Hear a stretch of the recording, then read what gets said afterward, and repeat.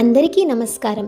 ఈరోజు మనం శివ పంచాక్షరి స్తోత్రంలోని చివరి శ్లోకం 5వ శ్లోకం గురించి చెప్పుకుందాం. యక్షస్వరూపాయ, యక్షులకు నాయకుడైన కుబేరుడు ఈశ్వరునికి పరమభక్తులు. జటాధరాయ, శివుడు నిత్యం తపస్సులో ఉంటారు కనుక జటలు ధరించి ఉంటారు. పినాకహస్తాయ, శివుని చేతిలో ఉన్న ధనస్సు పేరు పినాకము. ధనుర్విద్యకు ఆద్యుడు శివుడు. పరశురామునికి కూడా ధనుర్విద్య నేర్పినవారు ఈశ్వరులే. సనాతనాయ, ఈశ్వరుడు అందరికంటే సనాతనమైనవారు. సుదివ్య దేహాయ, దివ్యమైన దేహాన్ని ధరించిన వారు. ఇందుకు శివరాత్రి కథే మనకు తార్కాణం.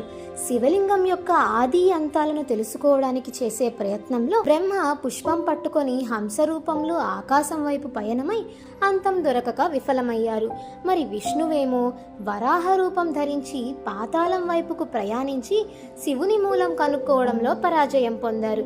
ఇరువురికి అహంకారం అణిగి చివరికి ఆ పరమేశ్వరుని శరణు వేడారు.